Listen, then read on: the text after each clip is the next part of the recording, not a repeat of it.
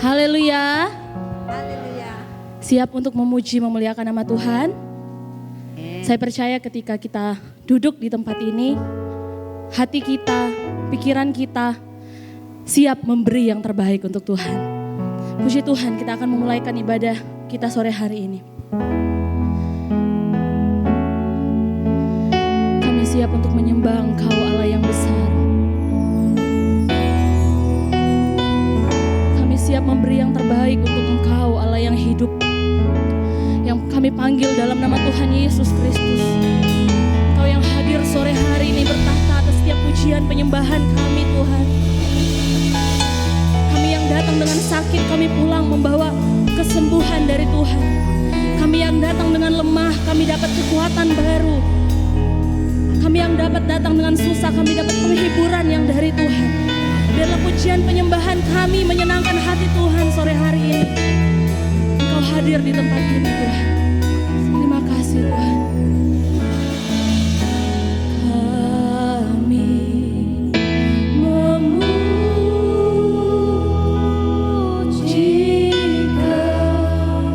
kebesaran ajaib Tuhan, ajaib Tuhan.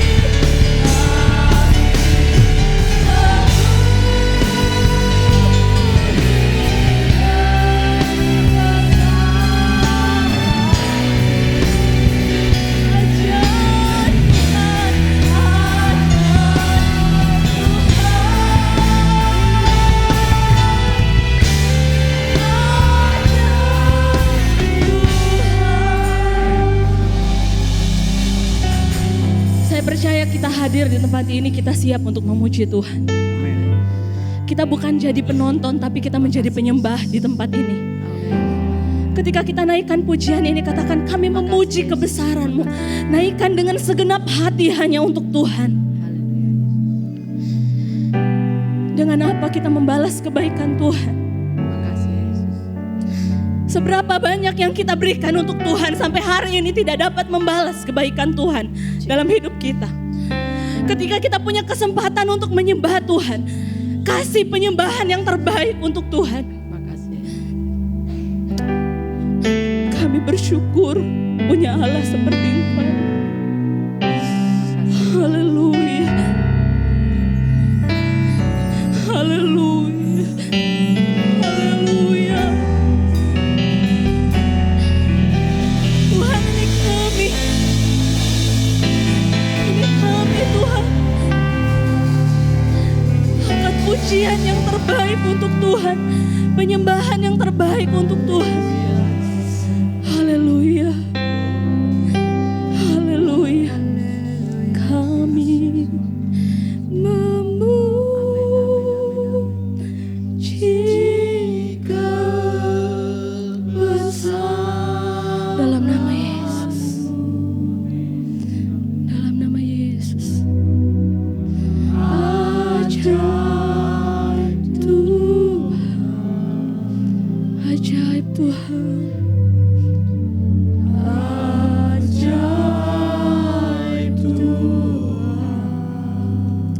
Kami memuji Engkau.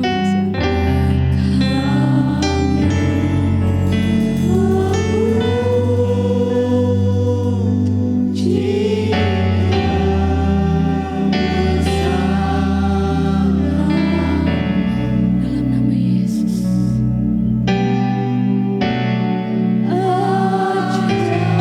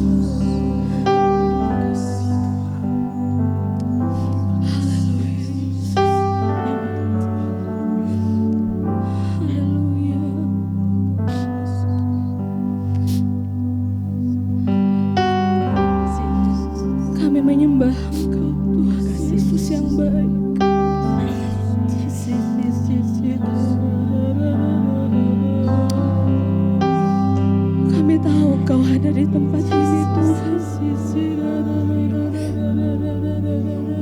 Ini hati kami.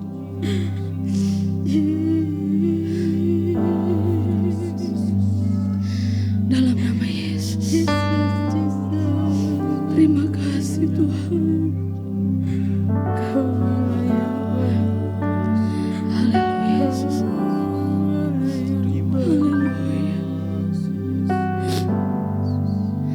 Terpujilah Tuhan Yesus, ditinggikan di atas pujian, dari dalam lubuk hatiku. Amin. Ku sujud dan berterima kasih. Terpujilah haleluya. Ditinggikan di atas segala. Ini pujian kami Tuhan. Dari dalam lubuk hatiku, ku sujud dan berterima kasih. Bapak Ibu boleh angkat tangan. Boleh angkat tangan. Tangan kiri taruh di dada. Makasih Yesus. Makasih Yesus. Makasih Yesus. Kita angkat pujian ini dengan segenap hati. Terpujilah Tuhan Yesus, ditinggikan di atas pujian. Sungguh kami gak bisa balas kebaikan-Mu Tuhan. Ini yang dapat kami berikan. Hanya ini Tuhan.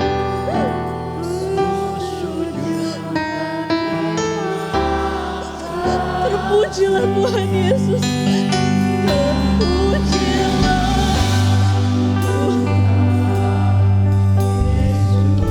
Engkau terlalu baik buat kami Tuhan.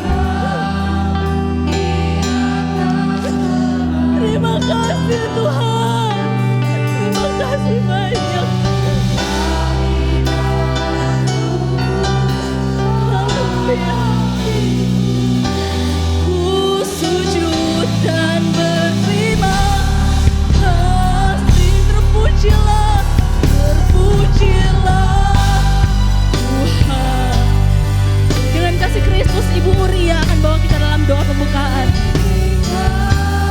Di atas pujian, dari dalam lubuk hatiku, ku sujud dan berterima kasih. Dari dalam lubuk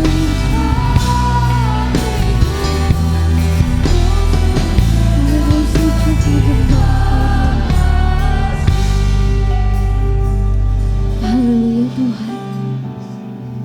Terima kasih Bapa yang baik. Makasih ya Yesus. Makasih. Terima kasih Tuhan. Engkau sungguh teramat baik dalam setiap hidup kami. Kami tidak dapat membalas setiap kebaikan-Mu dalam hidup kami. Selain kami datang sujud menyembah Engkau Tuhan, menaikkan setiap pujian penyembahan kami kepada Engkau ya Bapa. Kalau kami boleh ada sampai hari ini, itu semua karena kebaikan Tuhan dalam hidup kami. Itu semua karena kemurahan-Mu yang begitu nyata dalam setiap hidup kami Tuhan. Kami sangat bersyukur memiliki Allah yang seperti Engkau. Terima kasih Tuhan, terima kasih Bapa yang baik. Anugerah-Mu yang begitu besar yang Kau nyatakan dalam setiap hidup kami Tuhan. Engkau sangat teramat baik dalam hidup kami Tuhan.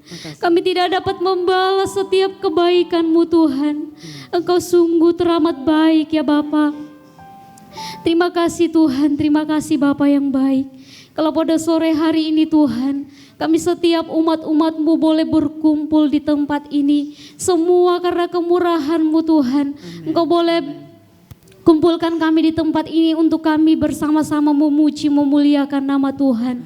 Terima kasih Tuhan. Bahkan Tuhan, kami mau menyerahkan seluruh rangkaian ibadah kami ke dalam tangan Tuhan. Berkati setiap hamba-hamba-Mu, anak-anak-Mu Tuhan yang mengambil bagian dalam pelayanan pada sore hari ini. Berkati pemimpin pujian, para singer, pemain musik, pemain tamborin, LCD yang ada Tuhan, kolektan, penerima tamu, bahkan terlebih hamba-Mu yang akan menyampaikan kebenaran firman Tuhan. Ke dalam tangan-Mu Tuhan kami serahkan semuanya Tuhan. Tuhan yang memimpin jalannya acara ibadah pada sore hari ini Tuhan. Biarlah Engkau yang bertahta di atas segala pujian kami Tuhan. Terpujilah nama-Mu Tuhan, terpujilah nama-Mu Yesus Kristus. Berdoa Tuhan untuk setiap jemaat-jemaat Tuhan yang mungkin masih dalam perjalanan Tuhan. Tibakan di tempat ini dengan selamat tak kurang satu apapun Tuhan. Sehingga kami sama-sama memuji, memuliakan nama Tuhan. Terpujilah nama-Mu Tuhan. Segala hal-hal yang tidak kami inginkan yang mengganggu jalannya ibadah kami tolak, kami tengking di dalam nama Tuhan Yesus Kristus. Biarlah nama-Mu saja yang boleh kami puji, kami permuliakan. Terpujilah nama-Mu Tuhan. Kami serahkan ibadah kami pada sore hari ini ke dalam tangan-Mu. Hanya di dalam nama Tuhan Yesus Kristus. Haleluya. Amin. Puji Tuhan, saya percaya kita bersuka cita untuk Tuhan kita yang hidup. Haleluya. Amin. Kita bersuka cita karena Tuhan kita Tuhan yang baik, sangat baik, teramat baik. Puji Tuhan. Tuhan memberikan nyanyian baru dalam mulutku untuk memuji Tuhan kita. Haleluya.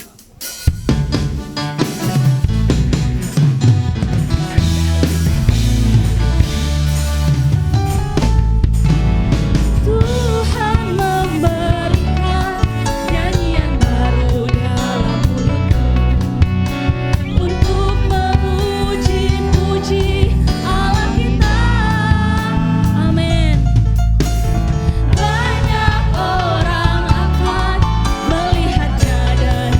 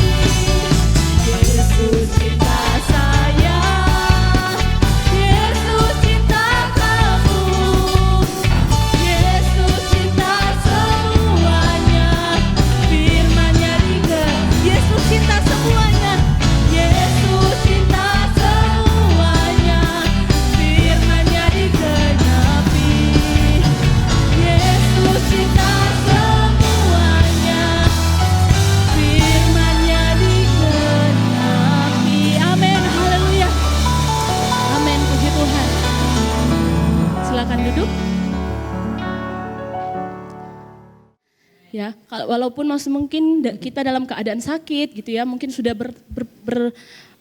tahun-tahun kita sakit, kok sepertinya Tuhan tidak bekerja, Tuhan tetap cinta kita. Kita harus nikmati proses dengan Tuhan. Kita harus nikmati proses berjalan bersama dengan Tuhan sampai waktu Tuhan tiba. Puji Tuhan, kita masih akan memuji Tuhan. Tuhan kita adalah Raja yang besar. Dia Raja yang maha besar mengalahkan segala-galanya. Haleluya.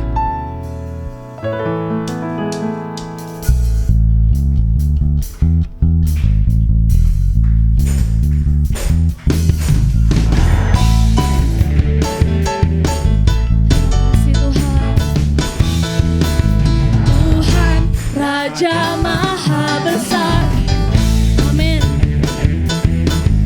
Mari datang menyembah Dia.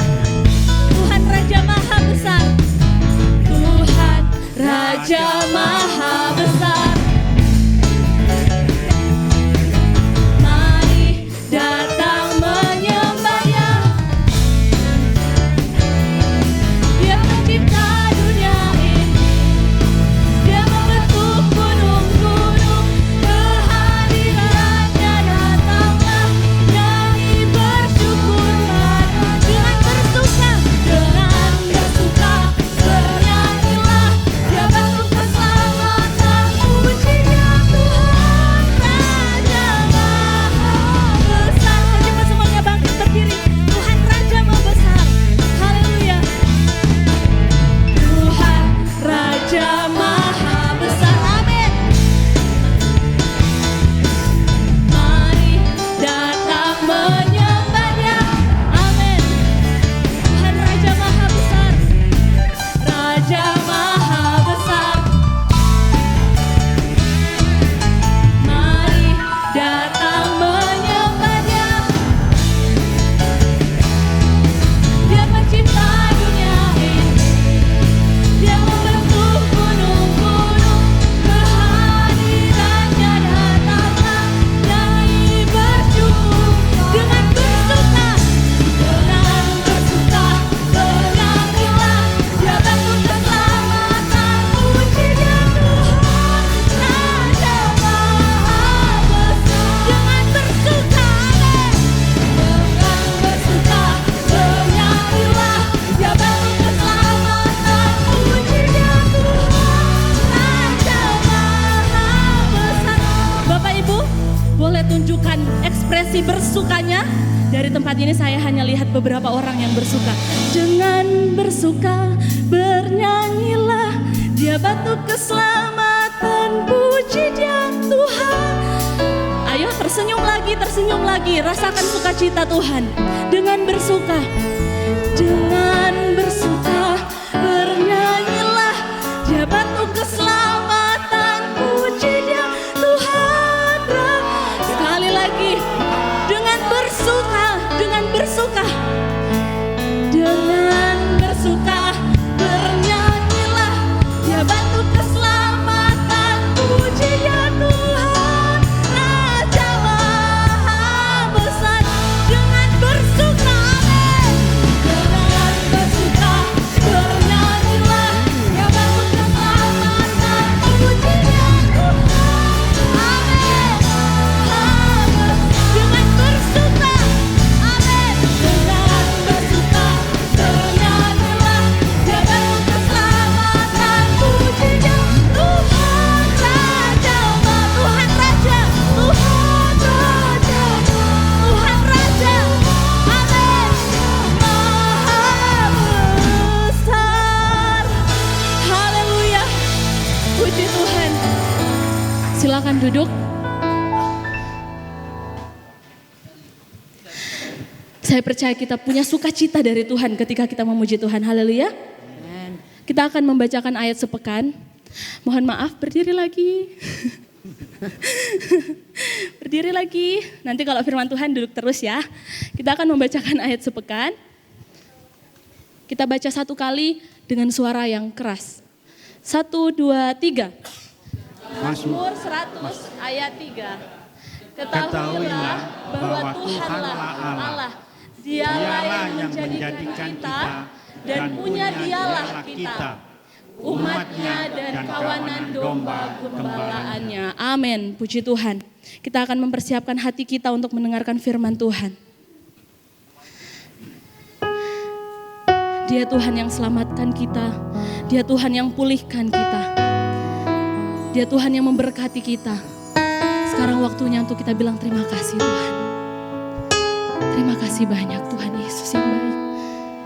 Haleluya. Terima kasih Tuhan.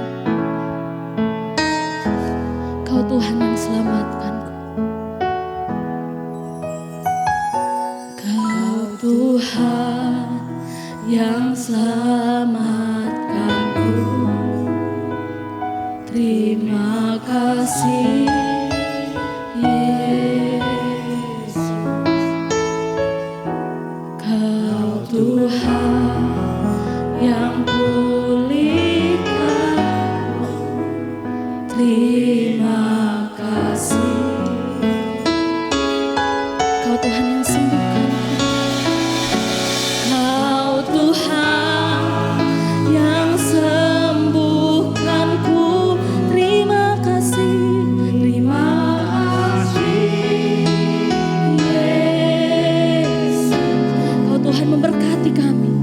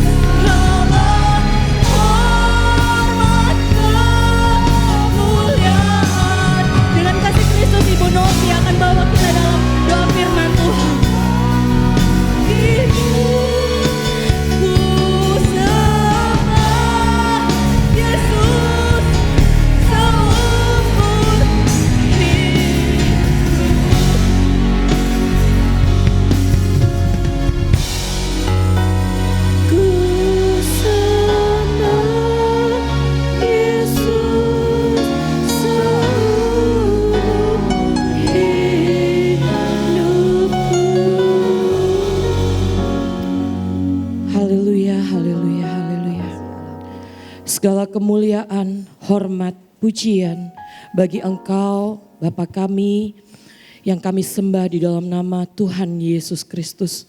Terima kasih buat segala kasih setiamu dalam kehidupan kami, buat segala kebaikan Tuhan dalam kehidupan kami, bahkan buat hadiratmu saat ini bagi setiap kami. Kami boleh merasakan Tuhan begitu besarnya kemurahanmu dalam kehidupan kami. Kami boleh menikmati indahnya kasih-Mu dalam kehidupan kami Bapa. Kami bersyukur kami masih boleh berjumpa secara pribadi dengan Engkau. Kami boleh menaikkan setiap pujian kami, syukur kami di hadapan-Mu. Kami percaya semuanya menjadi dupa yang harum di hadapan-Mu Bapa. Terima kasih Bapa yang baik. Kami saat ini Tuhan, sebentar kami akan kembali mendengarkan sebagian daripada firman-Mu. Kami buka hati kami bagi Engkau Bapa. Kami mau siapkan tanah hati yang terbaik. Berfirmanlah Tuhan, biarlah benih itu tertanam dalam hidup kami. Bahkan benih itu bertumbuh, berakar kuat Tuhan. Bahkan Tuhan berbuah lebat Tuhan untuk kemuliaan nama-Mu. Kami percaya setiap kami yang hadir, kami diurapi oleh Engkau. Juga hamba-Mu yang akan memberitakan firman-Mu. Pengurapan daripada Tuhan turun atas hamba-Mu. Sehingga Tuhan, firman ini Tuhan boleh menerangi setiap hati kami. Boleh memulihkan setiap jiwa kami Tuhan. Sehingga kami diperbarui di dalam Engkau. Kami semakin semangat di dalam Tuhan. Kami semakin mengenal Tuhan dengan baik. Kami semakin bijaksana dalam kami menjalani hari-hari kami. Sehingga Tuhan, hidup kami tidak akan pernah sia-sia. Tetapi hidup kami adalah hidup untuk kemuliaan nama-Mu. Terima kasih Tuhan, terima kasih. Kami juga percaya Engkau sudah memberkati setiap para pelayan-pelayan-Mu Tuhan. Engkau mengurapi kehidupan mereka lebih lagi. Biarlah Tuhan semuanya kami kembalikan untuk kemuliaan-Mu. Dalam satu nama Tuhan kami Yesus Kristus, kami sambut firman-Mu dengan hati yang penuh ucapan syukur dan bersuka cita. Haleluya. Amin.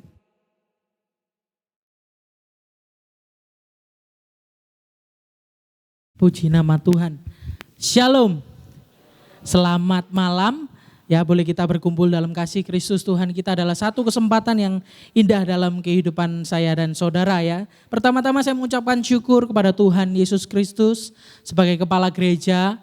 Boleh mengizinkan saya melalui Ibu Gembala, ya Bapak Gembala, bahkan Wakil Gembala di tempat ini. Boleh menyampaikan kebenaran firman Tuhan pada kesempatan malam hari ini. Ya, sore menjelang malam ya Bapak Saudara. Puji nama Tuhan. Mungkin yang ada yang belum kenal mungkin ya, karena wah kok berubah mukanya. Saya tambah subur ya Bapak Saudara ya. Jadi puji Tuhan, Tuhan memberkati. Jadi nama saya Yosua Sembiring Meliala. Saya wakil gembala di GPDI Philadelphia Ambulu ya. Anaknya Omel mungkin tahu ya. Lebih tak asing lagi kalau sama Omel Liala mungkin ya. Almarhum. Ya puji nama Tuhan. Firman Tuhan, langsung saja kita masuk dalam kebenaran firman Tuhan yang saya beri judul Belajar Bijak. Ya, katakan bersama saya belajar bijak. 2, 3. Belajar bijak. Ya, terdapat dalam Lukas 16 ayat 1 sampai 9. Tapi sebelum kita masuk lebih dalam lagi Bapak Ibu Saudara, baiklah kita masuk ke pendahuluan slide selanjutnya. Ya. Belajar bijak Bapak Saudara. Belajar ini adalah definisinya menurut KBBI adalah berusaha memperoleh kepandaian atau ilmu ya, berubah tingkah laku atau tanggapan yang disebabkan oleh pengalaman. Saya boleh katakan tambah pengalaman yang baik maupun yang buruk. Belajar tidak hanya pada pengalaman yang baik, tetapi belajar juga bisa dari pengalaman yang buruk. Itu belajar. Dan proses belajar itu seumur hidup Bapak Saudara. Jangan katakan oh saya sudah tua, saya sudah banyak sekali punya pengalaman, lalu stop belajar. Tidak Bapak Saudara. Ya, tetapi belajar ini adalah proses seumur hidup. Siapapun kita, apapun profesi kita, bahkan saya sendiri hamba Tuhan harus terus belajar, apalagi belajar dalam kehidupan. Ya, tidak ada putusnya seharusnya. Ini belajar Bapak Saudara. Lalu yang kedua, apa yang definisi dari bijaksana? Ya, bijaksana ini merupakan sikap seseorang dalam bertindak atau memberi respon berdasarkan akal sehat dan logis sehingga dapat bersikap bersikap tepat dalam menghadapi berbagai keadaan. Jadi orang percaya sangat penting untuk belajar bijak. Karena kita harus bisa meresponi apa yang terjadi dalam hidup kita secara logis, secara akal sehat, tetapi dapat bersikap tepat dalam menghadapi berbagai keadaan sesuai firman Tuhan. Ya, kalau hari-hari ini Bapak Saudara banyak yang orang percaya meninggalkan Tuhan. Kenapa? Wah, saya masalah dari A sampai Z gak selesai-selesai. Sekarang masalah, besok masalah lagi, minggu depan masalah lagi. Gak selesai-selesai. Oh Tuhan, apakah Tuhan itu jahat? Banyak yang katakan seperti itu ya. Karena apa? Karena tidak belajar meresponi apa yang menjadi kehendak Tuhan dalam kehidupannya. Tuhan di pikirannya hanya bicara tentang berkat. Tuhan di dalam pemikirannya hanya bicara mujizat. Tuhan dalam pemikirannya hanya dalam pemeliharaan sehat-sehat. Seperti itu Bapak Saudara. Sehingga orang Kristen yang seperti ini sangat mudah meninggalkan Tuhan. Ada masalah, tinggalkan Tuhan. Ada gak suka sama orang di gereja, tinggalkan gereja, persekutuan. Ada sedikit, ya keles sedikit, tinggalkan Tuhan. Gak dapat jodoh, cari jodoh di luar, tinggalkan Tuhan. Seperti itu ya. Mungkin kejadian yang saya alami misalnya ya, papa saya meninggal, kalau gak kuat tinggalkan Tuhan. Ditinggal orang yang terkasih. Karena apa? Belum benar-benar paham, belum menjadi pribadi yang bijaksana. Jadi boleh senggol kanan kiri Bapak Saudara ya, jadi bijak ya. Senggol Bapak Saudara. Ya jadi bijak, mari senggol kanan kirinya ya. Kok diem aja saya bingung ini didengerin apa enggak ya. Senggol, sudah disenggol semua, ada yang belum ya. Senggol kanan kiri jadi bijak, 2, 3. Jadi bijak ya, jadi bijak. Jadi orang percaya itu Bapak Saudara harus hidup bijaksana. Sebelum kita masuk ya dari belajar bijak ini, kita mau lihat dulu next slide. Ya, kita mau lihat dulu ciri-ciri orang bebal, lawan dari orang bijak. Amsal 26 ayat 1 sampai 16 enggak usah kita baca semua. Ya, saya bacakan satu persatu ya. Ciri-ciri orang bebal. Yang pertama, next slide lagi. Amsal 26 ayat 1, tidak layak dihormati. Orang yang bebal itu tidak layak dihormati. Bapak Saudara, saya heran ya dikasih tema sama Kohani. Bijaksana, tentang bijaksana, pokoknya tema besarnya loh. Kebetulan pembacaan doa pagi saya ya di tempat kami Amsal, Bapak Saudara. Amsal ini isinya banyak sekali ceritanya tentang hikmat Tuhan. Jadi kalau Bapak Saudara punya pembacaan Alkitab sendiri, ya di gereja datang doa pagi, di rumah punya pembacaan Alkitab sendiri, baca Amsal. Karena Amsal ini memberikan hikmat. Bagaimana caranya beruntung, bagaimana diberkati, bagaimana caranya untuk menjadi berkat buat orang lain, bagaimana hidupnya aman, tentram, damai dan lain sebagainya, banyak di Amsal. Bapak Saudara bisa baca di rumah masing-masing. Tapi sekarang fokusnya kita ya akan melihat bagaimana ya contoh dari orang-orang yang bebal. Jadi kita belajar sebelum tahu yang bijaksana, kita tahu dulu yang bebal. Jangan sampai siapa tahu ya. Kita ini ternyata orang bebal seperti itu ya. Jadi mari kita lihat. Yang pertama, orang bebal itu tidak layak dihormati. Saya bacakan kebenaran firman Tuhan, Amsal 26 ayat 1. Seperti salju di musim panas dan hujan pada waktu panen, demikian kehormatan pun tidak layak bagi orang bebal. Kalau kita hidup tidak sesuai dengan kebenaran firman Tuhan, kalau kita hidup tidak sesuai apa yang menjadi kehendak Tuhan dalam kehidupan kita, kita orang bebal. Kita itu enggak layak dihormati. Di bumi maupun di sorga apalagi ya Bapak Saudara. Lalu yang kedua, ciri-ciri orang bebal. Slide selanjutnya. Tidak produktif ya. Ayat 6 sampai 9 saya bacakan buat kita semua. Siapa mengirim pesan dengan perantaraan orang bebal, mematahkan kakinya sendiri dan meminum kecelakaan. Amsal di mulut orang bebal adalah seperti kaki yang terkulai daripada orang yang lumpuh. Seperti orang menaruh batu di umban, demikianlah orang yang memberi hormat kepada orang bebal. Amsal di mulut orang bebal adalah seperti duri yang menusuk tangan pemabuk. Kita lihat. Maksudnya apa? Setiap yang dikeluarkan orang bebal itu selalu negatif. Ya, kalau ada di sini hamba Tuhan sekalipun saya boleh katakan kalau yang dikeluarkan adalah negatif. Ngajak keluar gereja lah, menghasut lah, menjelek-jelekkan lah. Itu orang bebal, jangan didengar Bapak Saudara. Itu bukan belajar bijak, kita gak jadi bijaksana dekat sama orang-orang seperti itu. Dia tidak produktif sesuatu yang positif. Ya, dan orang-orang bebal biasanya malas. Nanti ada ya slide-slide selanjutnya tentang pemalas. Dia tidak bisa menghasilkan sesuatu yang baik. Yang dihasilkan hanya sesuatu yang negatif. Pencemooh, gosip, zaman sekarang apa? Gibah ya kalau ngomong orang. Gibah, jelekkan orang, apalagi banyak. Gak cuma dari mulut Bapak Saudara. Bahkan kalau saya baca Amsal itu hasil pekerjaannya itu mendatangkan dosa buat keluarganya. Ini orang bebal, dia tidak produktif. Lalu yang ketiga, sedikit cepat ya, karena banyak nanti ke depan poin-poin selanjutnya. Tidak dapat dipercaya, ayat 10 dan 11.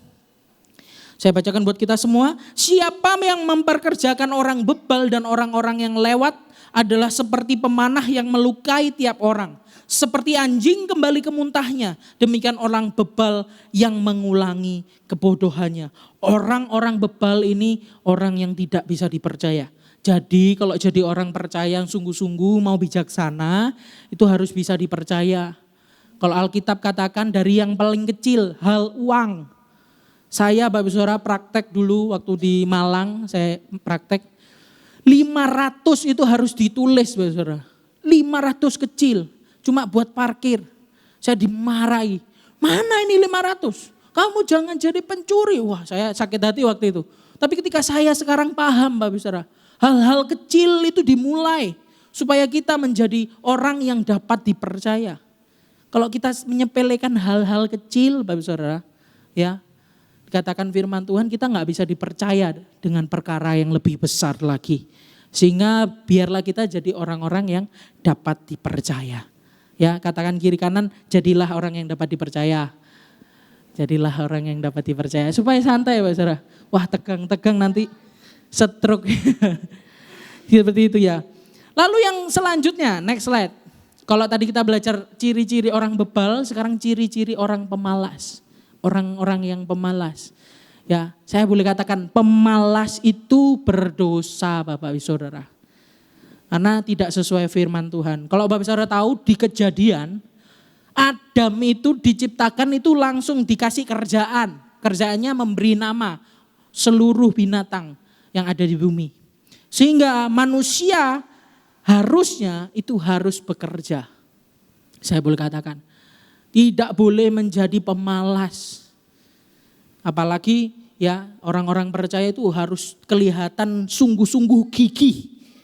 Jadi tidak boleh pemalas. Orang bijak itu adalah orang yang bukan pemalas tapi orang rajin. Ya kita lihat yang pertama, cuma 2 poin ya. Kalau pemalas ini. Dia orang yang tidak berusaha. Ayat yang ke-13 saya bacakan kembali. Ya, berkatalah si pemalas ada singa di jalan, ada singa di lorong. Ya, artinya apa? Banyak alasan Bapak Saudara ya. Kalau orang-orang pemalas itu banyak alasan mau disuruh ini, misalnya karyawan ya. Oh, Amsal katakan ada singa di jalan. Ada singa di lorong, jadi saya nggak kerja, nggak jalan aja. Ya ini orang-orang yang pemalas, tidak mau berusaha. Ya, saya dulu diajarkan ketika praktek, saya ingat sekali ya. Ketika di sekolah Alkitab dikatakan kalau praktek jangan bilang tidak bisa. Ditanya, disuruh, diapakan, jangan bilang tidak bisa, berusaha. Cari tahu bagaimana caranya. Sehingga sampai sekarang Bapak Saudara, saya kuliahnya ini masak Bapak Saudara ya.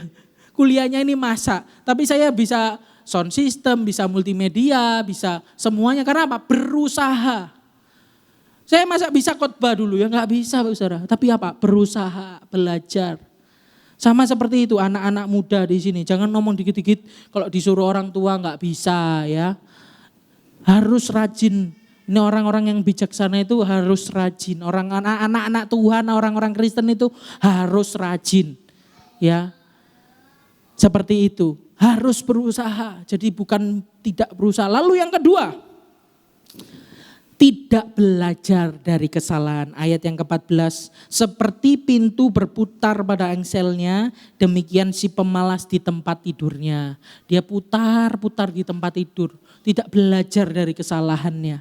Ya, sehingga orang-orang Kristen seharusnya ketika mengalami sesuatu, udah tidak bisa, gagal, belajar dari kesalahan. Gereja ini bukan tempat orang suci, Bapak Saudara, saya katakan. Gereja ini tempat orang yang mau berubah. Gereja ini bukan tempat-tempat orang yang kudus, wah terbang gak nginjak tanah gitu ya Bapak Saudara, enggak. Tetapi gereja ini orang-orang yang berdosa tapi mau diubah, mau belajar dari kesalahan, mau melapangkan hati ditegur. Kadang-kadang firman Tuhan itu negur Bapak Saudara, nusuk sampai membelah hati kita. Karena apa? Firman Tuhan itu mau membawa kita belajar dari kesalahan dan berubah menjadi pribadi yang lebih baik. Nah, ini ciri-cirinya ya. Jadi paling enggak kita sudah tahu gambarannya. Sehingga mari kita masuk dalam kebenaran firman Tuhan di dalam Lukas 16 ayat 1 sampai 9 ya. Pendahuluannya aja sudah 15 menit ya. Khotbahnya ini 3 jam lah pasti. Ya. Wah, senyum berarti boleh ini ya 3 jam. Bisa ini 3 jam ini.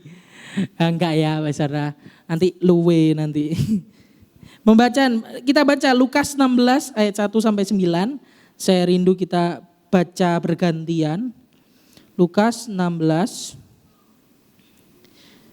ayat 1 sampai 9 bergantian ya Bapak Saudara. Saya ayat yang pertama, Bapak Saudara ayat yang kedua, saya ayat yang ketiga, begitu seterusnya. Nanti ayat 9 kita baca bersama-sama. Ya, Lukas 16 ayat 1 sampai yang ke-9.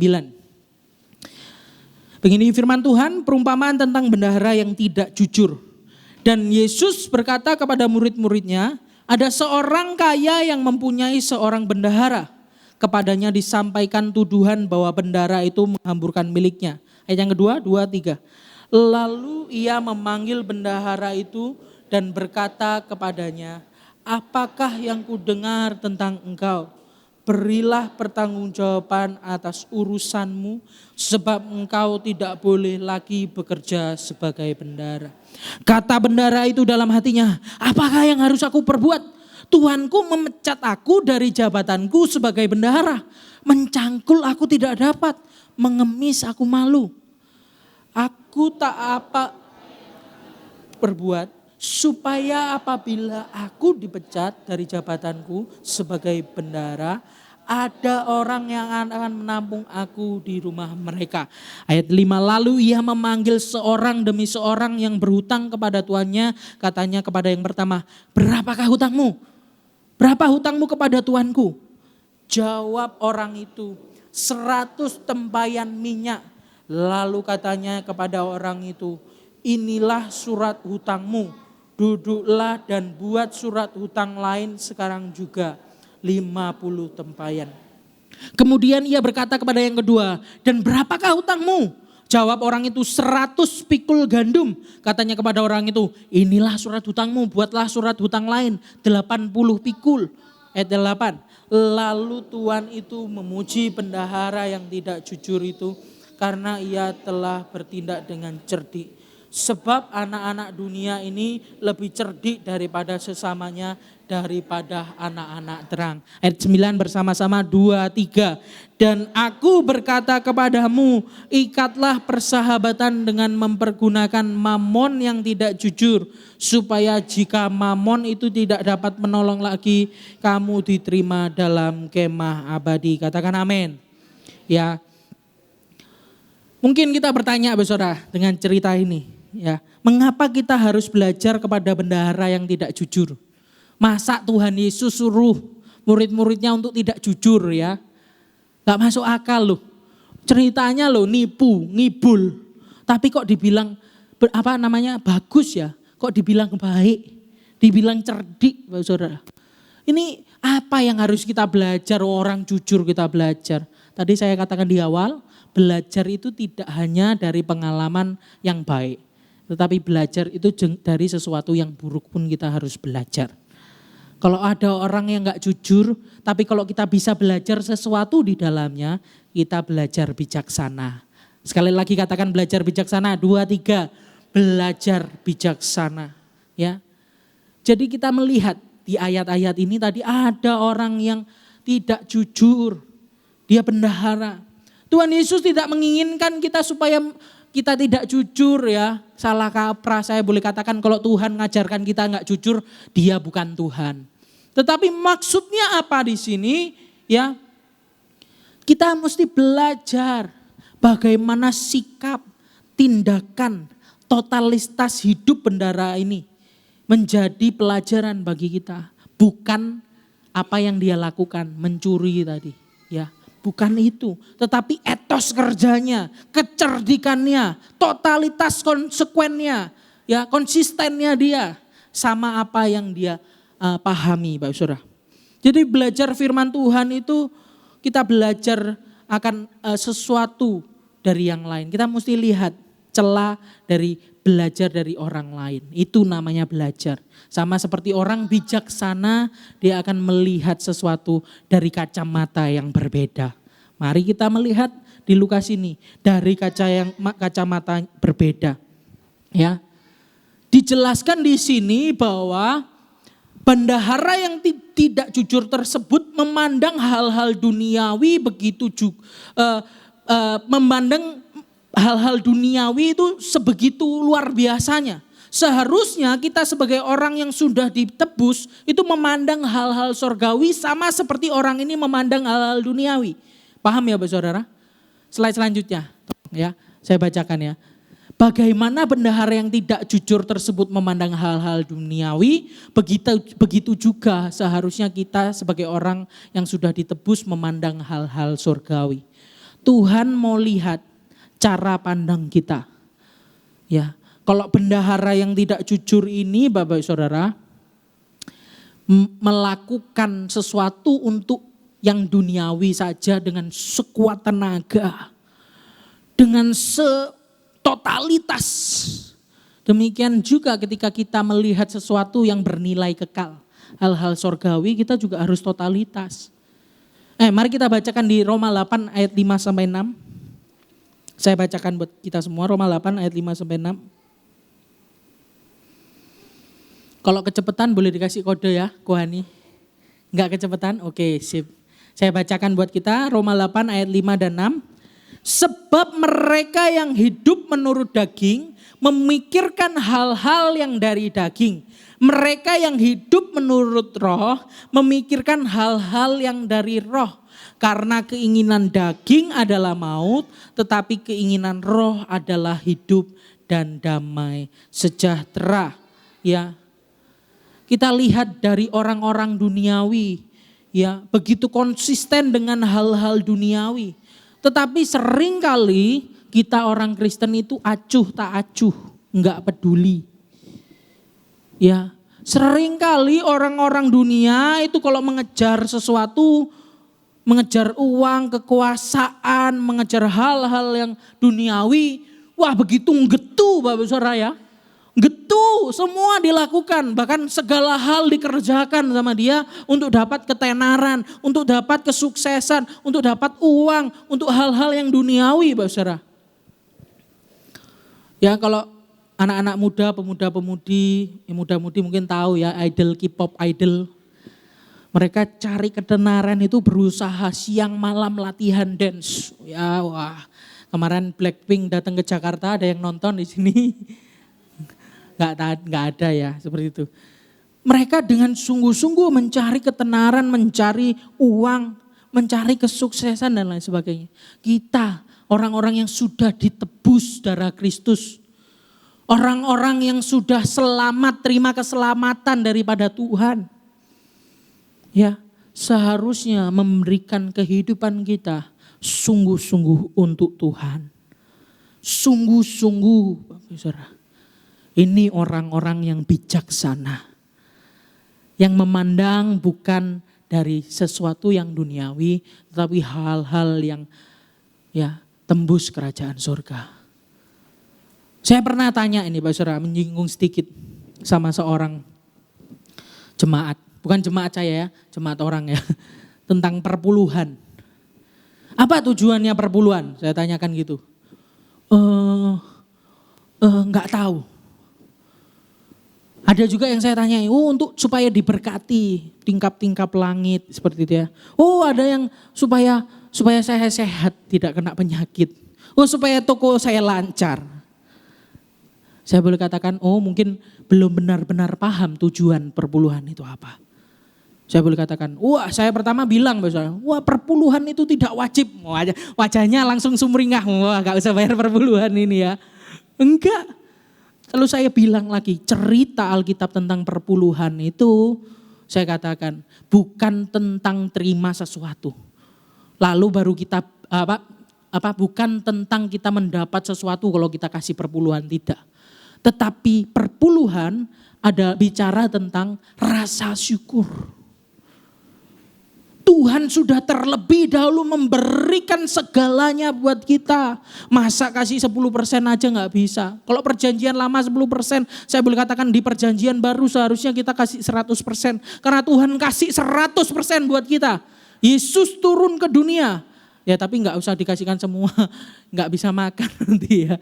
Maksudnya kehidupan kita untuk Tuhan. Yesus sudah turun ke dunia, memberikan kehidupannya untuk saya dan saudara. Ya, untuk saya ini orang berdosa, kita ini orang berdosa yang seharusnya mati menanggung hukuman. Tetapi Dia yang setia dan adil memberikan keselamatannya, saya katakan cuma-cuma tanpa syarat. Dia memberikan itu sehingga pantas ya kita pikirkan sesuatu yang bernilai kekal Bapak Saudara. Pikirkan, bukan ya kita lewatlah kalau soal uang terserah Bapak Saudara ya. Rasa syukur saudara terhadap Tuhan. Saya boleh katakan misalnya waktu saudara. Beberapa waktu yang lalu saya khotbah tentang Sabat, hari Sabat. Sabat itu ditujukan buat kita bukan menjadi beban. Wah gereja meneh, kesel aku. Bukan, Sabat itu bukan untuk itu.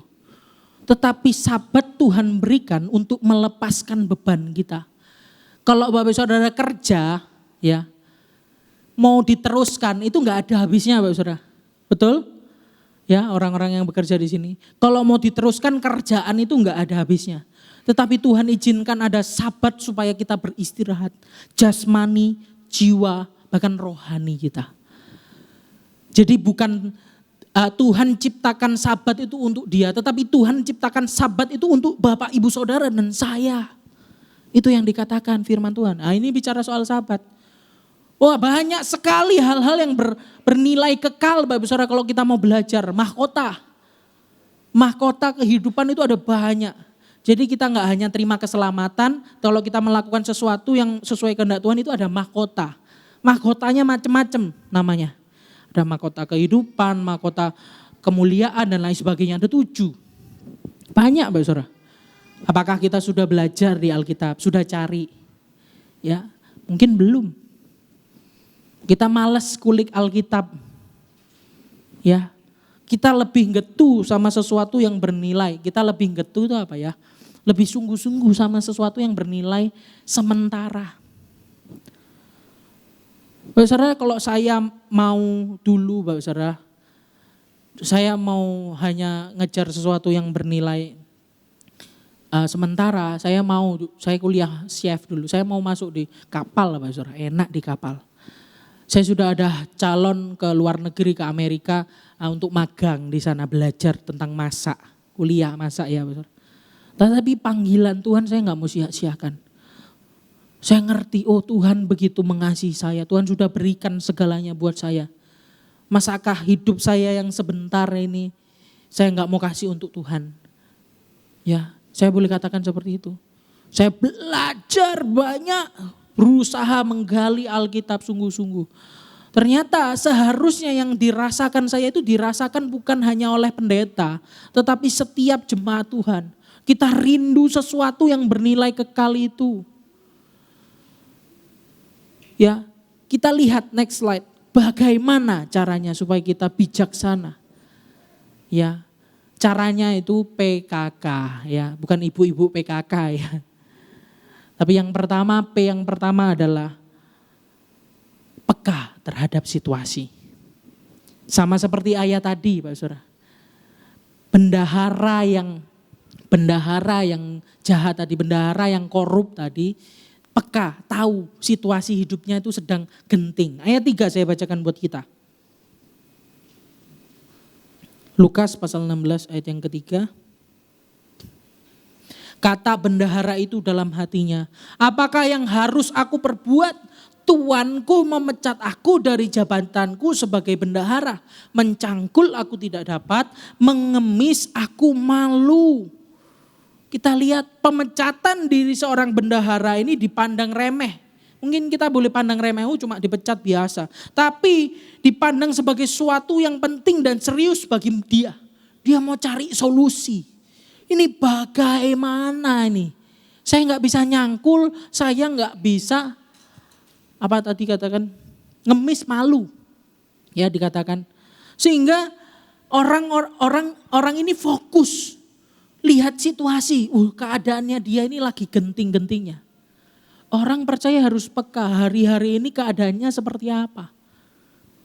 Dunia semakin jahat Bapak Saudara. LGBT sekarang sudah masuk menyerang. Saya boleh katakan gak cuma di kota besar, masuk ke desa-desa. Satanik sudah masuk, ajaran sesat banyak. Orang lebih mementingkan kehidupan duniawi. Orang tidak suka agama. Wah, sekarang muncul anak-anak muda yang suka nonton TV ya, agnostik, ateis.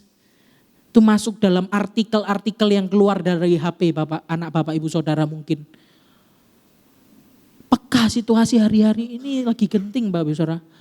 Orang percaya harus peka sama situasi, sama seperti bendahara ini. Dia lagi peka, situasinya enggak baik-baik saja. Kalau kita terlalu dinunina bobokkan dengan keadaan kita, wah pokoknya saya sehat, pokoknya saya cukup, bisa makan, bisa nyekolahkan anak cukup gitu. Kita belum benar-benar peka situasi dunia hari-hari ini. Beberapa hari yang lalu Brasil ini salah satu negara yang paling besar kekristenan dan Katolik di sana. Mengadakan karnaval satanik, tahu ya Saudara? Mungkin ada yang lihat di HP Saudara. Yesus dipermalukan, patung-patung setan diarah, ada orang bermacam setan gitu. Wah, luar biasa. Itu di negara yang notabene banyak orang Kristen. Tapi Tuhan enggak tinggal diam. Dia beri banjir setelah itu. Wah, rame. Banjir yang besar melanda Brasil. Diingatkan sama Tuhan. Jadi sama seperti bendahara yang tidak jujur. Biarlah kita menjadi peka terhadap situasi yang terjadi hari-hari ini, Saudara. Kita mesti peka. Apakah kita harus terus bersekutu dengan Tuhan atau hanya leye-leye menerima zona nyaman kita hari-hari ini. Di perjanjian baru di awal-awal kita lihat banyak sekali siksaan. Jemaat di Roma, jemaat di mana-mana semua Korintus dan lain sebagainya. Banyak siksaan-siksaan yang mendera untuk mereka dapat beribadah. Tapi mereka sungguh-sungguh. Tapi sekarang lihat kita hari-hari ini. Ke gereja bisa enak semuanya. Semuanya terfasilitasi. Kita menerima sound yang nikmat, dingin. Tapi janganlah hal-hal nyaman ini membuat kita tidak peka terhadap situasi. Membuat kita tidak bijaksana memikirkan sesuatu yang bernilai kekal itu. Bapak Saudara, saya tidak anti dengan bekerja, tadi saya katakan di awal ya. Harus jadi rajin, bekerja dan lain sebagainya. Tetapi sudahkah kita fokus terhadap sesuatu yang bernilai kekal di dalam pekerjaan kita? Di dalam keluarga kita? Di dalam pertemanan kita? Saya juga ada kerjaan Bapak Saudara. Meskipun saya pendeta hamba Tuhan. Saya punya pekerjaan sendiri, istri saya juga ada kerjaan sendiri. Kenapa? Kita peka. Kita mau bekerja tidak hanya untuk kepentingan kami, tapi saya kerja untuk Tuhan. Saya ngajari jemaat ngasih Misalnya saya mau ngajari jemaat ngasih untuk gereja, saya nggak pernah ngasih ke gereja, gimana? Saya lakukan. Untuk apa? Kemuliaan nama Tuhan. Peka terhadap situasi. Peka, sudahkah kita memberitakan Injil? Tuhan kasih mandat ilahi, mandat yang tertinggi, boleh saya katakan ya. Perintah Tuhan yang tertinggi ketika sebelum dia pergi ke surga. Dia izinkan supaya dia suruh pergi, jadikanlah semua bangsa milikku, baptislah mereka di dalam nama Allah Bapa, Putra dan Roh Kudus. Sudahkah kita menginjil? Kasih tahu orang yang belum terima Yesus. Ya, bersaksi. Bersaksi enggak hanya di gereja, saya boleh katakan, di luar itu lebih penting. Sudahkah kita mencerminkan orang-orang Kristen yang bijaksana, yang Tuhan berkati, yang Tuhan sudah sediakan? Sudahkah kita sudah mencerminkan itu sehingga orang kadang kepo sama orang Kristen. Tuhan Yesus itu gimana sih? Yesus itu apa sih? Kita sudah bisa jawab belum? Kalau belum, pertanyaan buat kita, sudahkah kita sungguh-sungguh mempelajari kekristenan kita? Baca Alkitab, dikulik, kita bisa menceritakan Injil sama orang-orang yang belum percaya. Ya. Ada yang nyangka, oh Tuhan itu kenapa kok manusia dituhankan? Orang banyak menganggap Yesus itu manusia yang dituhankan. Saya boleh katakan tidak. Kalau manusia jadi Tuhan itu mustahil. Orang bodoh kalau nyembah manusia yang dituhankan. Tetapi kalau Tuhan jadi manusia dengan bukti empiris yang jelas. Bukti-bukti saksi yang luar biasa jelas di firman Tuhan. Kita patut menyembah Tuhan itu. Tuhan Yesus Kristus. Sudahkah kita bisa sampaikan itu kepada orang-orang? Ketika Tuhan Yesus menyembuhkan kita. Sudahkah kita share sama orang? Saya share sedikit Pak Saudara. Istri saya ada kista ya di sebelah sini. Hilang Pak Saudara, timbul lagi di sini. Baru saja dia bersih. Hilang sebetulnya. Puji Tuhan, Tuhan Yesus yang ditinggikan. Pergumulan kami, kesesaan kami tidak menjadi satu batu sandungan, tapi menjadi batu loncatan. Ini peka terhadap situasi. Sudahkah kita lebih sungguh-sungguh mengiring Tuhan sekarang? Lebih sungguh-sungguh belajar kebenaran firman Tuhan?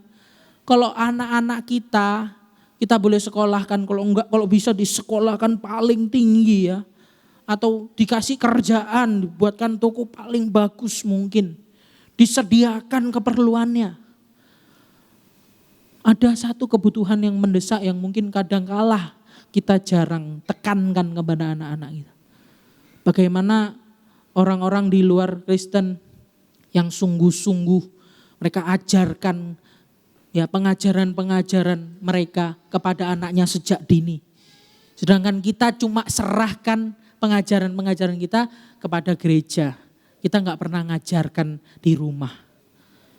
Karena apa? Karena kita sendiri malas belajar, malas membaca Alkitab. Sudahkah kita peka hari-hari ini dengan apa yang terjadi? Ya, kalau kita belum peka, kiranya ya kita menjadi lebih peka belajar dari bendahara yang bobrok ini. Kalau dia mengusahakan, ya dia peka dengan situasi yang ada, sehingga bertanya dalam hatinya, aku harus apa? Sudahkah kita tanya kepada diri kita, aku harus apa Sarah? Aku mulai dari mana? Saya juga orang yang nggak bisa bangun pagi Bapak Saudara. Tapi di sini luar biasa ya kalau doa pagi banyak jemaat. Kalau saya susah bangun pagi Bapak Saudara. Doa pagi. Tapi saya terus belajar peka. Saya ini harus berdoa. Kalau enggak jadi apa? Pendeta aja nggak berdoa nanti jemaatnya tambah gimana ya. Saya tekan diri saya untuk doa pagi. Saya buat live streaming lah. Kalau live streaming kan jelas kan harus persiapan dan lain sebagainya. Jadi selalu bangun untuk doa pagi. Mungkin Bapak Saudara punya trik-trik khusus untuk melakukannya. Kita lihat yang kedua. Kreatif. Ayat 4 dan 7. Saya bacakan buat kita semua. Ayat 4 sampai 7. Aku tahu apa yang akan aku perbuat supaya apabila aku dipecat dari jabatanku sebagai bendahara, ada orang yang akan menampung aku di rumah mereka. Lalu ia memanggil seorang demi seorang yang berhutang kepada tuannya, katanya kepada yang pertama, berapakah hutangmu kepada tuanku? Jawab orang itu, 100 tempayan minyak. Lalu katanya kepada orang itu, inilah surat hutangmu, duduklah dan buat surat hutang lain, sekarang juga 50 tempayan. Lalu ayat yang ketujuh, kemudian ia berkata kepada yang kedua, dan berapakah hutangmu? Jawab orang itu, 100 pikul gandum. Katanya kepada orang itu, inilah surat hutangmu, buatlah surat hutang lain 80 pikul. Saudara, jahat ya, korup ya. Tapi Tuhan suruh belajar dari mereka. Apa yang kita belajar? Kreatif. Tahu situasi yang terjadi, wah ini aku bahaya kalau misalnya dipecat. Dia langsung berpikir secara kreatif apa yang dia harus lakukan. Wah, bisa kepikiran, wah nanti kalau aku keluar supaya ada yang bisa menampung aku kasihlah ini. Mumpung belum dipecat, aku kasihlah ini surat supaya dia kurangi. Saya kurangi, dikurangi di sini, dikurangi di situ ya. Sehingga dia keluar dengan hati yang aman. Sudahkah kita melakukan kekreatifan seperti bendahara yang jahat ini? Bukan kejahatannya ya, tetapi di dalam pekerjaan Tuhan. Di dalam kehidupan kita. Kalau tadi saya katakan misalnya malas doa pagi, gimana cara kita kreatif supaya kita bisa doa pagi? Malas baca Alkitab, bagaimana kita caranya kreatif untuk baca Alkitab? Sekarang sarana belajar banyak Pak Saudara. Kalau Pak Saudara nggak mau belajar dari Alkitab hari-hari ini susah. Alkitab sekarang tinggal buka di HP, ada search di situ, ada gambar search di situ, ya. Pak Saudara bisa cari kata kunci. Misalnya Pak Saudara kepo, wah ada orang-orang Kristen yang bercerai dan lain sebagainya. Pak Saudara bisa cari kata kunci cerai, boleh nggak sama Alkitab? Sudah sangat jelas. Allah membenci perceraian. Sudah pasti nggak boleh. Oh soal hutang piutang bagaimana? Wah sekarang banyak artikel-artikel yang menjawab itu. Mungkin tanya kepada Kohani ya sebagai atau kepada yang hamba-hamba Tuhan di tempat ini. Pak Saudara bisa tanya supaya lebih memahami Alkitab. Supaya sesuatu yang bernilai kekal itu tidak berlalu begitu saja, Pak Saudara. Ya, banyak sekali yang belum kita pahami. Di sini udah ada yang tahu kalau ketika kita mati nanti Tuhan datang kedua kali, kita berubah sekejap mata, ada tubuh kemuliaan. Wah, itu di kematian biasanya. Bapak Saudara datang kematian ya. Khotbah-khotbah kematian di sana banyak sekali. Kreatif dalam pekerjaan Tuhan. Saya lihat di tempat ini ya luar biasa ya. Kreatif dalam mengembangkan supaya lebih menarik, lebih nyaman, lebih mengajak orang. Wah, ada multimedia di sini ya. Untuk mengabarkan Injil keluar. Pertama saya buka YouTube ini Pak Saudara, ditentang sama jemaat. Wah, nanti jemaat jadi malas ke gereja seperti itu. Wah, nanti jemaat nggak mau ke gereja, maunya live streaming. Kalau jemaat bertumbuh nggak mungkin kayak gitu kok, saya yakin. Dan benar Pak Saudara, yang datang tetap banyak. Meskipun sampai detik ini gereja kami juga live streaming. Ya, tetapi di luar banyak yang diberkati. Tiba-tiba ada orang nggak kenal, Yus saya lihat videomu. Siapa ini? Saya nggak kenal. Wah saya lihat diberkati, puji Tuhan, terima kasih ya. Wah ada orang Batam, Yus saya ikut doamu, doa pagi. Wah Yus, saya merasa saya menjadi berkat juga dalam kekreatifan. Kalau misalnya saya biasa-biasa aja nggak berusaha ya orang di luar pun nggak diberkati. Ya, tetapi sekarang ada media sosial, ya, anak muda-mudi yang di sini pemuda-pemudi ikut youth camp. Bentar lagi ada youth camp ya. Di sana kalian bisa diperlengkapi dalam pelayanan. Sekarang saya sama Kohani juga ada di komisi daerah yang membantu jalannya youth camp terjadi. Di sana ada kegerakan, di mana anak-anak muda dibawa untuk kreatif, inovatif, bekerja untuk Tuhan. Gimana bisa bekerja dengan maksimal, lebih baik, semakin baik, bertumbuh kalau kita nggak mau belajar, ya, memperlengkapi diri, Bapak Saudara. Jangan kira saya cuma di bangsal, saya boleh berkata bangsal bisa dipakai menjadi kemuliaan Tuhan. Amin. Amin Bapak Saudara. Kalau orang-orang Kristen di tempat ini mau belajar bijaksana, hidup peka dengan situasi, kreatif untuk mengerjakan sesuatu untuk Tuhan. Ya. Kita lihat next slide. Tuhan, dikatakan John Piper ya, Tuhan menciptakan dari ketiadaan menjadi keberadaan. Manusia hidup serupa dengan Tuhan harus dengan cara mengambil apa yang telah Tuhan buat dan membentuknya serta menggunakannya untuk membuat Tuhan dipermuliakan, membuat nama Tuhan dipermuliakan. Jadi apa yang kita bisa perbuat? Oh, Yosua, Pak Pendeta mungkin ya, Pak Pendeta di tempat ini. Saya ini sudah tua, saya nggak bisa apa-apa. Saya katakan enggak.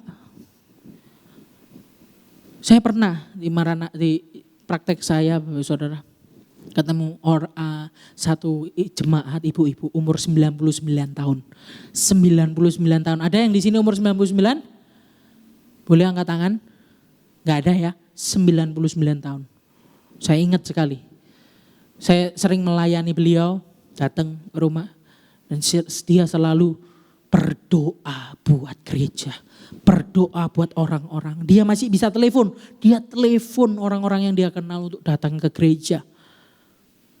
Kreatif ini tidak menuntut umur, Bapak Saudara. Oh, yang muda-muda saja. Oh, yang melayani, kalau ditunjuk melayani, wah saya sudah tua nggak melayani, yang muda-muda saja. Mungkin ada yang seperti itu. Saya katakan jangan. Belajar dari bendahara, menjadi pribadi yang bijaksana. Bisa, Saudara, pelayanan itu enggak hanya di depan mimbar, kelihatan terang luar biasa. Tapi di balik kehidupan Bapak Saudara, sudahkah Bapak Saudara melayani? Melayani sesama, melayani orang-orang yang membutuhkan. Itu bentuk pelayanan.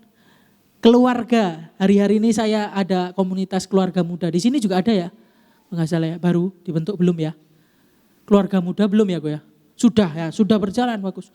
Di dalam keluarga itu adalah pelayanan. Bagaimana orang tua, ayah mendidik anak, ibu mengasihi anak mengasihi orang tua, dan lain sebagainya. Itu adalah bentuk pelayanan. Bekerja pelayanan, Bapak Saudara. Makanya saya juga ikut bekerja karena bekerja itu pelayanan. Ya, lakukan segala sesuatu sama seperti untuk siapa, Bapak Saudara? Untuk Tuhan. Jadi bekerja pun adalah pelayanan. Sehingga dimanapun kita terus mempermuliakan nama Tuhan. Tidak memberikan celah untuk diri kita berbuat mencela nama Tuhan. Mempermalukan nama Tuhan, tapi mempermuliakan nama Tuhan. Ini kreatif. Ya, lalu yang ketiga kita belajar dari bendahara yang tidak jujur ini. Yang ketiga, next slide. Slide belum terakhir ya, masih ada lagi. Slide selanjutnya, silakan. Ada juga ini ya perkataan sebelum kita masuk ke poin yang ketiga. Kita semua harus memupuk kreativitas kita masing-masing. Karena kita masing-masing memiliki imajinasi pemberian Tuhan. Yang memiliki kemampuan untuk memberkati generasi dan untuk yang bersifat kekal. Bapak Saudara, di tiap diri kita punya keunikan, punya kreativitas sendiri masing-masing. Tetapi semuanya bisa kita untuk gunakan memberkati orang lain dan untuk melakukan sesuatu yang bersifat kekal tadi, Bapak Saudara. Sehingga kekreatifan ini kita bawa untuk persembahkan untuk kemuliaan nama Tuhan. Dan yang terakhir, bagaimana kita belajar bijaksana menjadi pribadi yang bijaksana di dalam Tuhan. Next slide. Konsisten, totalitas. 3-7. Kita lihat dari awal sampai akhir ceritanya. Dia konsisten, totalitas sama yang namanya uang. Yang namanya hal duniawi, konsisten. Bagaimana orang percaya juga seharusnya konsisten dengan sesuatu yang bersifat sorgawi. Harusnya totalitas. Itu yang Tuhan mau ajarkan buat murid-muridnya pada waktu itu. Tuhan ajarkan belajar dari, dia cerdik. Dia memberikan seluruh hidupnya untuk sesuatu yang bersifat sementara. Tetapi orang percaya harus konsisten, totalitas terhadap sesuatu yang bernilai kekal. Ya, saya orangnya sedikit perfeksionis gitu ya. Kepinginnya berjalan itu lancar. Dari awal ibadah, saya itu maunya jangan terlambat. Sekarang saya tentukan waktu, Bapak. 15 menit sebelum ibadah, pelayan harus datang. Pelayan harus berdoa, pelayan harus cek sound dan lain sebagainya, baru tank jam 6.45 ya, jam 5.45, tank 5.45 mulai ibadah. Oh, kalau kita kedatangan presiden, kalau perlu 2 hari sebelumnya kita bersiap-siap, kok sama Tuhan 15 menit sebelumnya aja nggak bisa. Ya, konsisten, totalitas, baju kembaran gitu ya. Kalau misalnya di pelayanan sini, saya nggak ngomong di pelayanan mimbar deh, di kehidupan Bapak Saudara-saudara sehari-hari. Ada satu cerita Bapak Saudara, bandar narkoba. Dia punya 6 sertifikat parenting guiding. Apa itu ya parenting guiding dalam bahasa Indonesia? Cara mengasuh anak, cara untuk mendidik anak. Sehingga kenapa hari-hari ini banyak sekarang anak-anak muda juga dekat dan gampang terdampak dengan narkoba. Karena orang-orang mereka pun yang jahat pun totalitas Bapak Saudara. Dalam pekerjaannya. Kenapa kita nggak mau totalitas sama Tuhan? Orang-orang seperti ini aja totalitas sama kerjaannya. Padahal tujuannya merusak. Kita tujuannya baik, kenapa nggak mau totalitas sama Tuhan? Saya kaget ketika baca tuh, ya. Ketika saya baca pengedar narkoba punya 6 sertifikat parenting guiding. Ya, bagaimana dengan orang tua? Sudahkah kita sungguh-sungguh belajar tentang anak? Mau menghasilkan keturunan-keturunan ilahi. Itu kan tujuan pernikahan, menghasilkan keturunan-keturunan ilahi. Bisakah kita totalitas dalam keluarga? Jangan sampai anak-anak kita menjadi anak-anak yang gampangan dikatakan firman Tuhan. Tapi totalitas ini pelayanan juga Saudara di dalam keluarga. Sehingga kita gak menyepelekan. Kita bisa bagi waktu kerja, anak, ibadah, pelayanan dan lain sebagainya. Semuanya totalitas. Kita belajar, sekarang cara kita belajar banyak di TikTok, ada belajar di Instagram, kita bisa belajar di Google, kita bisa belajar di YouTube, kita bisa belajar. Semuanya. Gimana tinggal kita mau gak belajar? Belajar bijaksana. Yang pertama apa Pak Saudara? Peka. Yang kedua, kreatif. Yang ketiga, konsisten. Sekali lagi ya, peka, kreatif, konsisten. 2, 3. Peka, kreatif, konsisten. Supaya Bapak Saudara menjadi pribadi-pribadi yang bijaksana di dalam kekristenan Bapak Saudara. Menjadi orang-orang yang menyenangkan hati Tuhan. Orang-orang yang berfokus pada sesuatu yang bernilai kekal. Yesus memberikan nasihat supaya jangan hanya memikirkan hal duniawi saja karena sifatnya terbatas. Akan tapi pikirkan dan kerjakanlah tentang hal sorga karena bersifat kekal dan abadi dan merupakan investasi yang paling berharga. Bapak Saudara, investasi paling hebat Bapak Saudara apa sekarang? Oh, rumah, mobil dan lain sebagainya, anak mungkin. Ya, saya boleh katakan ketika Bapak Saudara meninggalkan dunia ini semuanya nggak ada, sia-sia.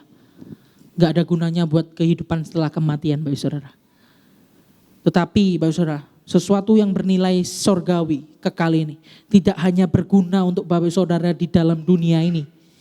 Untuk terima berkat daripada Tuhan, mujizat daripada Tuhan, penyertaan, pelindungan daripada Tuhan, keamanan dan lain sebagainya. Tetapi bahkan tembus sampai kerajaan surga.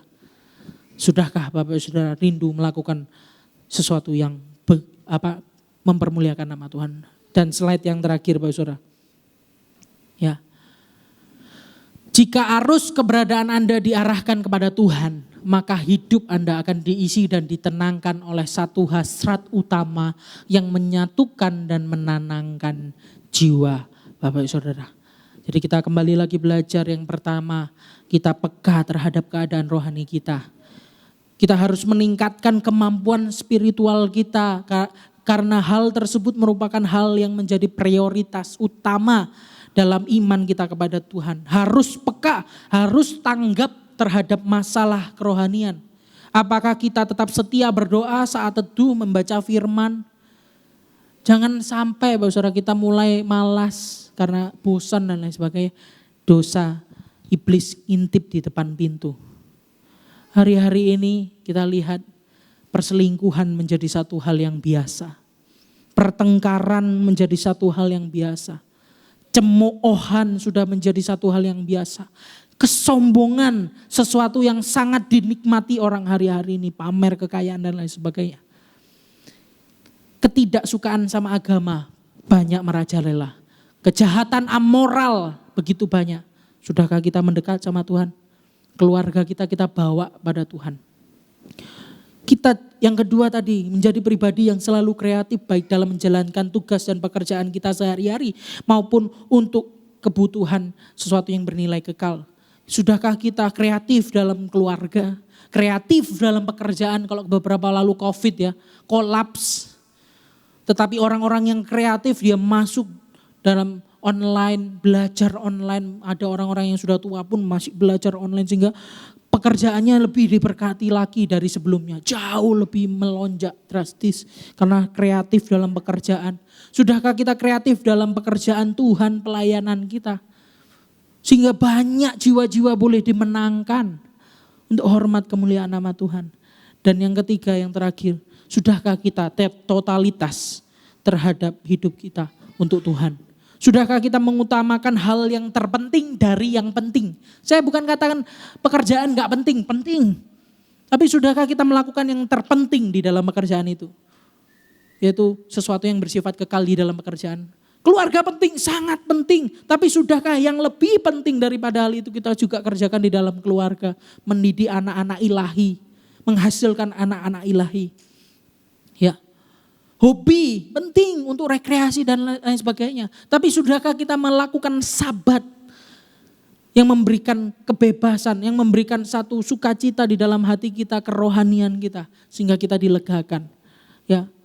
Sehingga kita tetap harus mengerjakan dan mencari hal-hal duniawi untuk kebutuhan. Ya. Tetapi kita jangan sampai lupa mencari hal-hal surgawi dalam hidup kita. Kiranya Tuhan Yesus memberkati kita semua. Soli Deo Gloria, segala kemuliaan, hormat, pujian hanya untuk Tuhan. Firman Tuhan tidak saya panjangkan, saya undang pemain musik maju ke depan. Kita nyanyikan pujian dalam segala perkara Tuhan punya rencana. Singer juga boleh maju ke depan untuk bantu saya. Dalam segala perkara Tuhan punya rencana. Mungkin hari-hari ini Bapak Saudara mengalami goncangan hidup yang besar. Saya mungkin gak tahu ya. Kalau di tempat saya banyak sekarang hari-hari ini mengerikan. Saya takut Bapak Saudara. Wah. Tapi saya berdoa di tempat itu untuk Bapak Saudara. Ya, masalah-masalah itu tidak melebihi kekuatan Bapak Saudara. Masalah-masalah itu tidak melebihi kekuatan kita. Sehingga bersama Tuhan kita bisa melewati. Bersama Tuhan kita bisa katakan ku tak akan menyerah terhadap apapun juga. Dan kita mencoba yang terbaik untuk hormat kemuliaan nama Tuhan. Haleluya.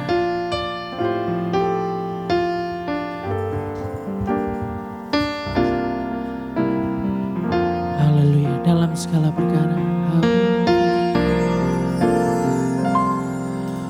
Dalam segala perkara Tuhan punya rencana yang lebih besar dari semua yang terpikirkan.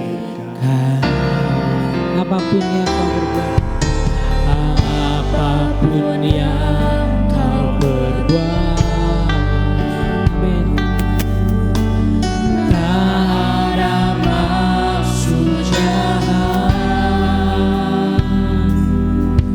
sebab itu ku lakukan semua dengan Tuhan. Katakan, ku tak akan menyerah pada apapun juga. Sebelum ku coba semua yang ku bisa, tetapi ku berserah kepada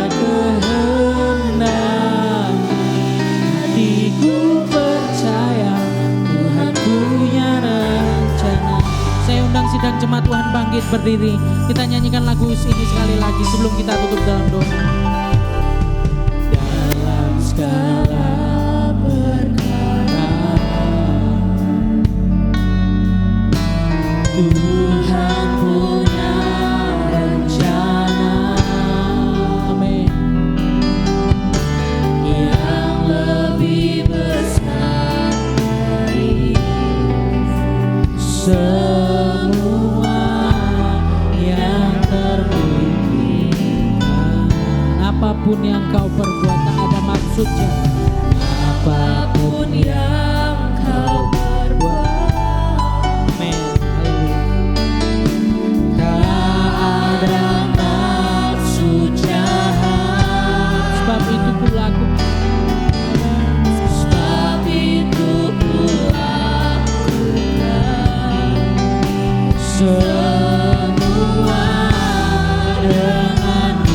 Katakan, ku tak akan menyerah, ku tak akan menyerah pada apapun juga.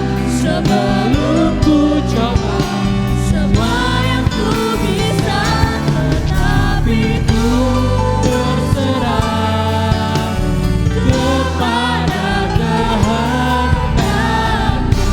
Hatiku percaya Tuhan punya. Sekali lagi lebih sungguh-sungguh lagi katakan, ku tak akan menyerah pada apapun juga.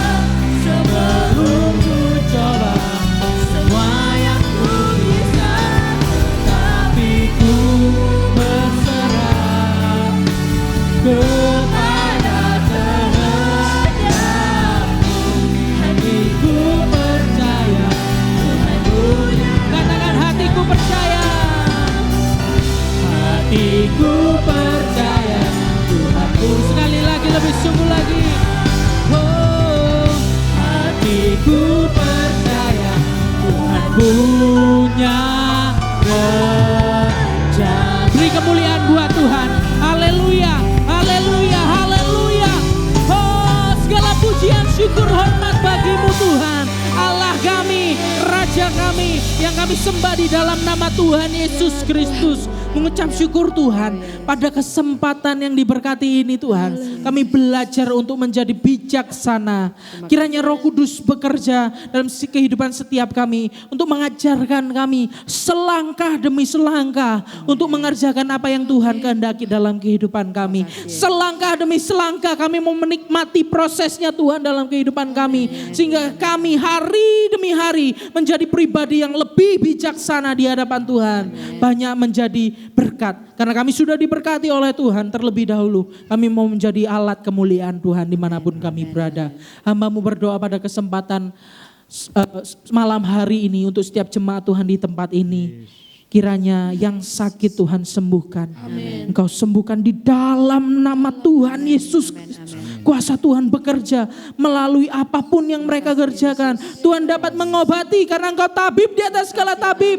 Dokter di atas segala dokter yang dapat menyembuhkan secara khusus. Bapak Gembala yang sedang sakit Tuhan. Kiranya Tuhan yang memulihkan, kami yakin dan percaya. Ada kuasa Tuhan yang bekerja dalam kehidupan Bapak Gembala. Sehingga Bapak Gembala boleh kembali mengajari kami Tuhan. Mendidik kami, membimbing kami dalam kebenaran firman Tuhan. Mampukan Tuhan. Kami yakin dan percaya Tuhan berotoritas penuh dalam kehidupan Bapak Gembala. Kami yakin dan percaya proses ini kami alami Tuhan. Bukan mendatangkan kejahatan, tetapi mendatangkan kebaikan. Karena kami sungguh-sungguh yakin percaya kepadamu.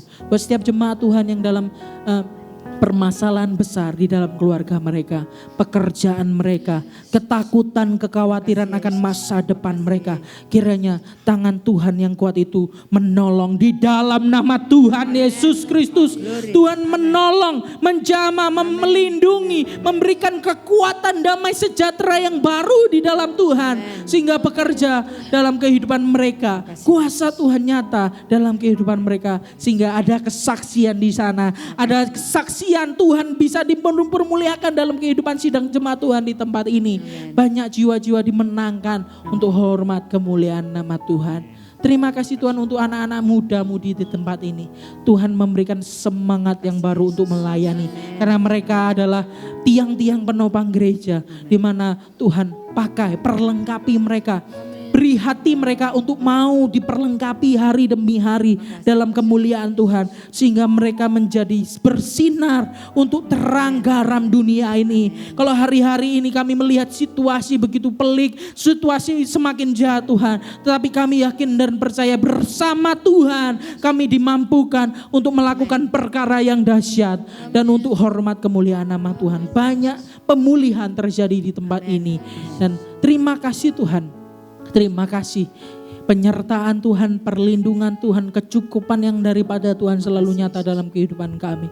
Kami bersyukur buat apa yang sudah Tuhan kerjakan dalam kehidupan kami. Dan kami mau lakukan pekerjaan firman Tuhan, bukan hanya menjadi pendengar saja. Kami mau menjadi pelaku-pelaku firman, bukan menjadi penonton-penonton firman. Dan mulai dari hari ini, keluar Tuhan, kami mau menjadi pribadi yang berubah dan diubahkan oleh kuasa Roh Kudus. Roh Kudus bekerja dalam kehidupan kami senantiasa dan menjamah seluruh kehidupan kami. Kami serahkan seluruh kehidupan kami dalam tangan Tuhan. Kami alasan doa ini hanya di dalam nama Tuhan Yesus Kristus. Yang percaya sama-sama katakan amin. Silakan duduk dalam damai sejahtera Tuhan. Puji Tuhan, saya percaya kita semua diberkati dengan firman Tuhan, dikuatkan, diingatkan, ditegur lewat firman Tuhan. Puji Tuhan, selanjutnya kita akan mendengarkan persembahan pujian dari seluruh kaum wanita yang ada. Kita mau nyanyi ulang ya waktu di pas kemantenan itu di sana ya. Ini lagu tapi bukan khusus untuk kemanten ya. Kita semua yang punya keluarga, yang mau masih belajar mau berkeluarga. Pujian ini memotivasi setiap keluarga ya, agar semua yang sudah dipersatukan oleh Tuhan jangan pernah dipisahkan. Nah, kita mau tolong ya di slide-nya dicantumkan ya. Wadah itu. Kita yuk.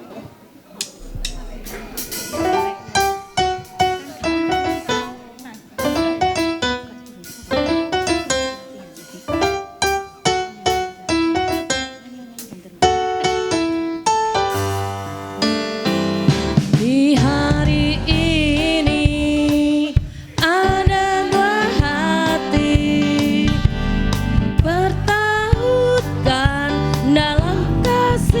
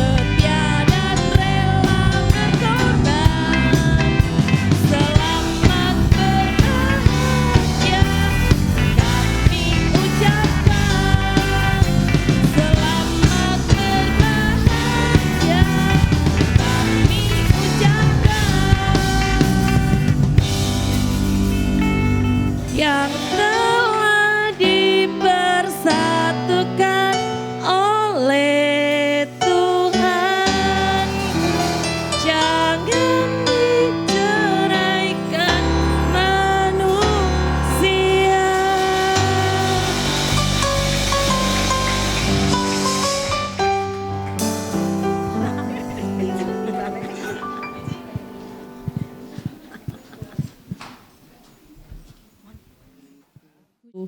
Puji Tuhan, kita akan memberikan korban persembahan.